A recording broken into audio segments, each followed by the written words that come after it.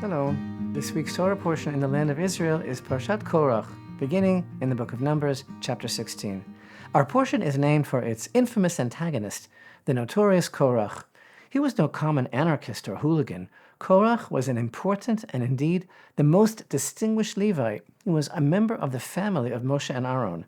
He was learned, well-established, and respected. Ostensibly, the story tells us, Korach challenged the authority of Moshe and Aaron, claiming that they were acting out of self-interest and seeking to dominate the people. And Korach led a group of 250 men in a rebellion against their leadership. In an unprecedented display of divine retribution, Korach, his entire assembly, and all that was theirs were swallowed up by the earth. The majority of scholars maintain that the portions of Shelach and Korach appear in chronological order. And so the incident of Korach occurred in the second year of the desert journey. It may be surprising to us that this rebellion should take place so soon after the incident of the spies, despite the severe consequences of the divine decree that resulted from that rebellion. But the rebellion of Korach was not a spontaneous outburst, but rather it was a calculated and premeditated plot. Korach and his followers had been planning their rebellion for quite some time, and they used the incident of the spies as a pretext to launch their challenge to the leadership of Moshe and Aaron. So open up your heart. Of all the difficult episodes, of all the backslidings, the sins, and the failures of that generation's years in the desert wilderness, the incident of Korach is the most severe. Why? We would think that surely the disaster of the golden calf and that most egregious sin of the spies, that these were the worst events that occurred. Whereas we may think, okay, the controversy of Korach was, although it was severe, it was merely an internal dispute like a family quarrel. But as we shall see, this was the most severe thing of all, and for two reasons. The first reason is precisely because this rebellion did emerge from within Moshe's own family. Our sages teach that the golden calf was instigated by the mixed multitude. It was they who incited the people to participate. In a similar vein, presumably, it was the lower echelons of the Israelites who fanned the flames of the hysteria that ensued in the wake of the spies' negative report, and their fear spread to all of Israel. In other words, it's convenient to have an address upon whom to place the blame. When it comes to understanding those two severe sins, we can come up with excuses.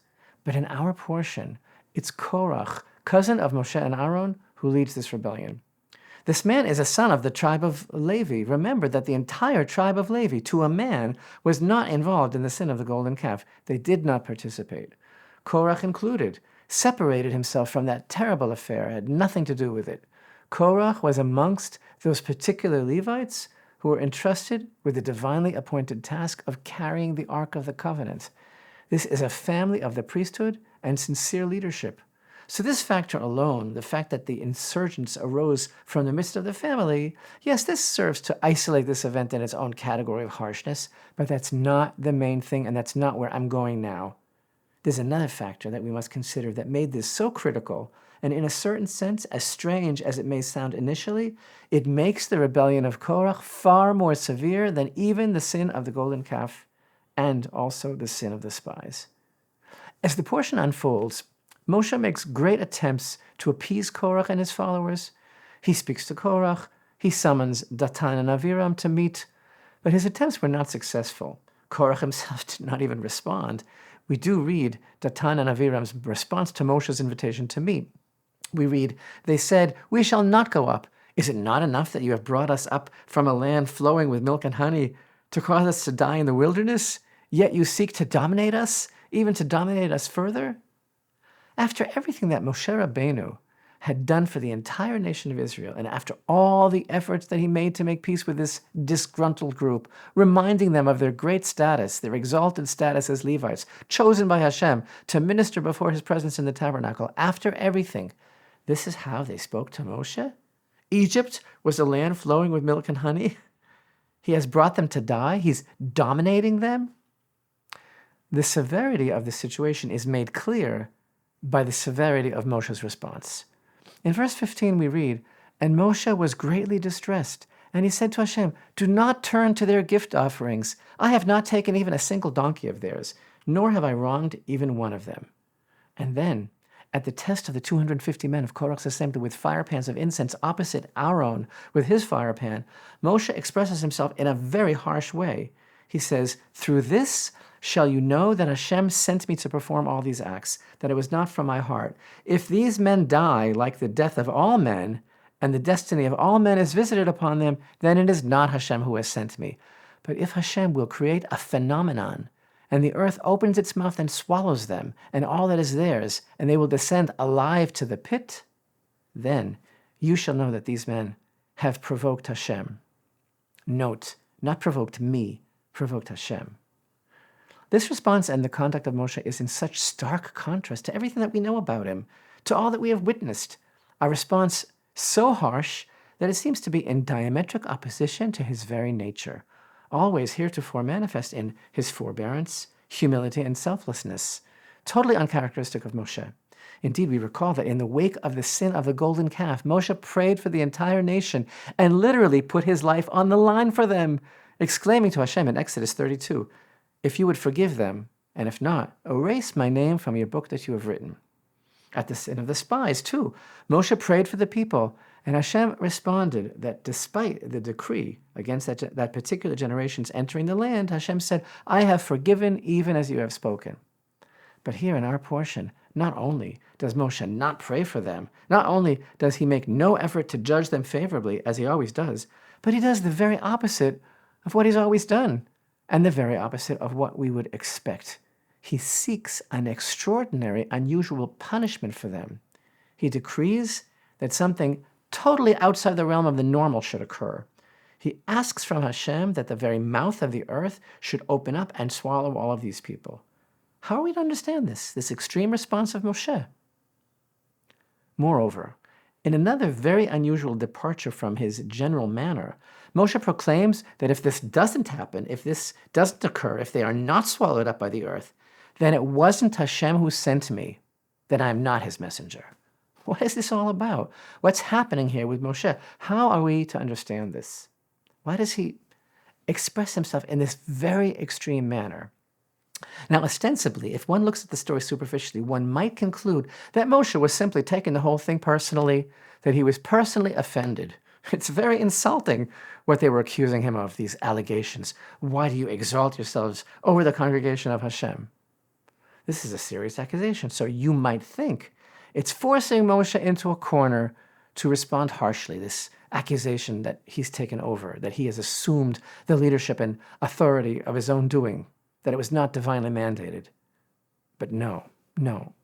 That would indeed be a very superficial understanding. Such a reaction might be expected from a common person, but that would be not only simply inappropriate for Moshe Rabbeinu, but more so, it's just not him. It's not possible for him, for the man who told God on behalf of his people, "Erase my name," and meant it. It's not possible for the paragon of the humble servant of God. It's inconceivable for such a selfless man to take such a thing as a personal insult. Look, when Miriam spoke against him, it was not even Moshe who reacted, and he did not take her criticism personally in the least. Recall now that it was Hashem himself who made it into an issue, and he did all the talking and rebuke back in Parashat Baalotcha, in Numbers chapter 12. Throughout the entire episode, Moshe said not a single word except to pray for Miriam's healing. Moshe has no ego, and he is totally beyond taking something personally. So why does he act so contrary to his nature here, to the extent of basically demanding from Hashem an exceptional punishment for these people, saying that if Hashem does not do this, if the earth does not open up and swallow them, that will prove that he has not sent me. So open up your heart in the deepest way. As we said at the outset, there is a component in the rebellion of Korach that even the sin of the spies and even the golden calf did not include. And it's this factor that truly makes the episode of Korach's rebellion far more serious than any of the other sins of the desert. It's not simply because Korach said that he wants to be the high priest and replace Aaron. There's something else here. It's the claim with which Korach came forth to incite the entire nation. He's claiming that Moshe's appointment of Aaron as high priest was his own decision, not because he received it in prophecy as a divine command, but because he felt like giving his own brother a position of importance. Korach's subversion is not against Moshe and Aaron, it's against the divine authority of Torah itself, claiming that Torah is not from heaven, and that Moshe was not a prophet appointed by Hashem, but that he is basically making things up as he goes along.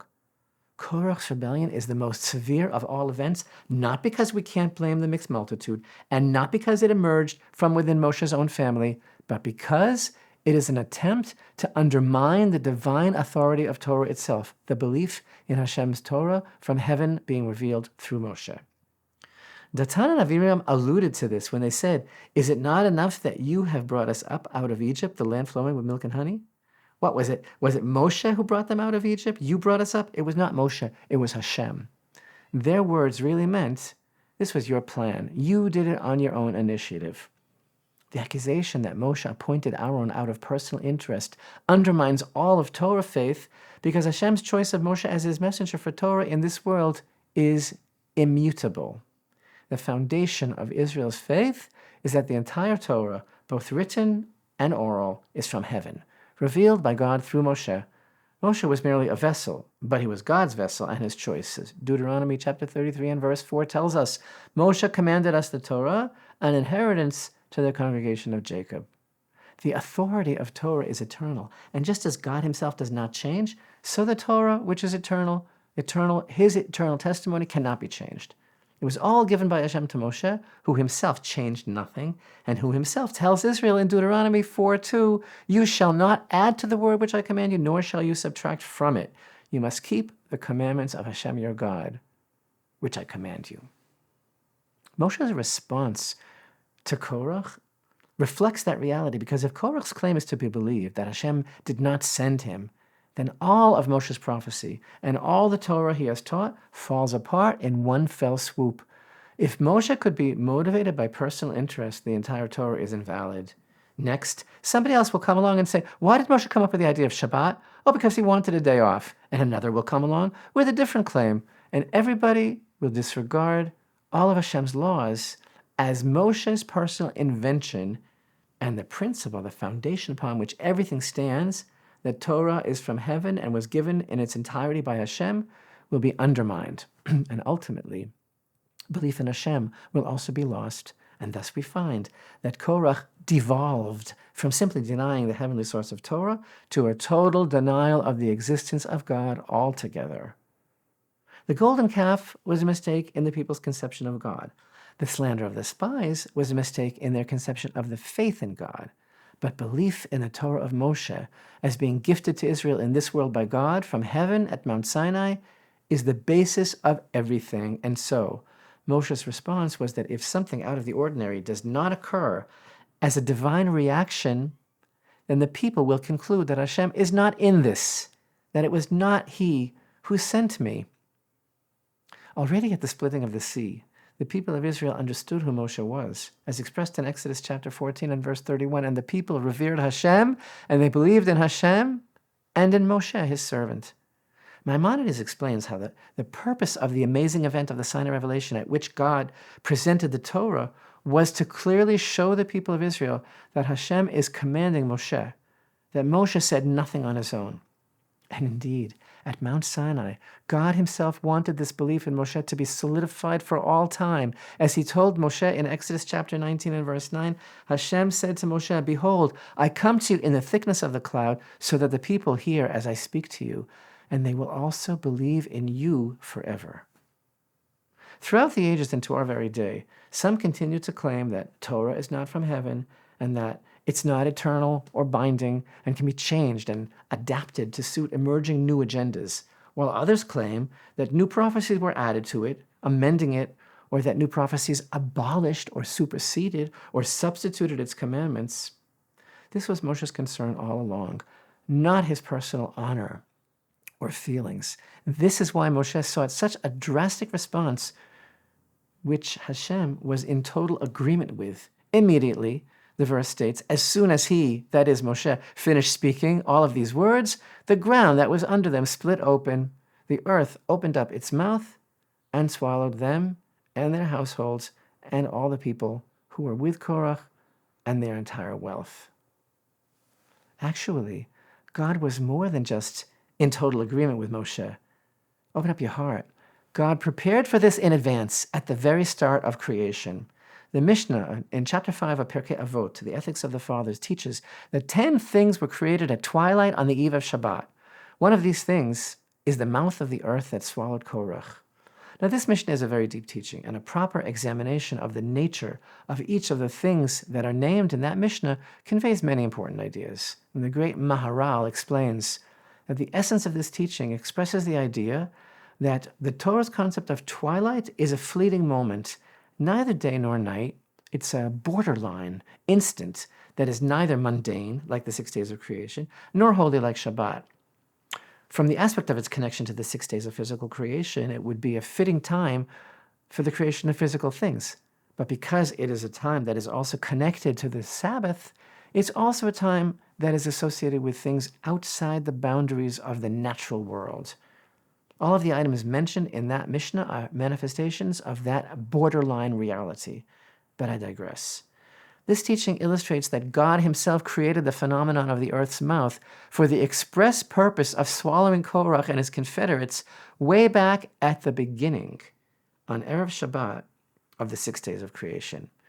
So open up your heart deeper than ever. After witnessing all the miracles of the Exodus and the Sinai revelation, after eating the manna, after witnessing God's wrath and his decree regarding the spies, it wasn't just Moshe's authority and prophecy and Aaron's priesthood that Korach was challenging. It wasn't only even the most basic foundation of Torah from heaven. Korach ultimately denied that God created the world and even denied the existence of God altogether, our sages teach us. And thus, he was punished in such an unprecedented manner, descending alive into the mouth of the earth created by Hashem himself for him, because everything is connected from the very beginning of the very creation that Korach chose to deny. The Holy Baal Shem Tov taught a positive lesson to be learned from the story of Korach. He taught that Korach should have recognized that his own desire for greatness was a reflection of his soul's yearning for spiritual growth and connection to God. But instead, and again his own choice, he allowed his ego to take over and he rebelled against Moshe and Aaron. And instead of coming closer to God, he rejected God altogether and wound up eternally trapped in the chaotic void of the creation whose divine origin he had denied. Korach will forever remind us of the awful price of jealousy and the desire for power, and how it leads down a dangerous path of destruction. Moshe and Aaron remained humble and faithful in the face of slander, opposition, and rebellion with no ego, exemplifying for us for all time how a life of humility and purpose-driven deeds draws us nearer to the divine, uplifting our souls as we fulfill our true destiny and find ourselves in the eternal Torah, the Torah from heaven. Thank you for watching this week's Jerusalem Lights Weekly Torah portion. Jerusalem Lights is a non-profit, tax-deductible organization and is dependent on the support of our viewers. If you appreciate these messages, please consider contributing to help our educational activities and outreach so that we can continue to share the eternal Torah, Torah from heaven, Torah for everyone. Shabbat Shalom.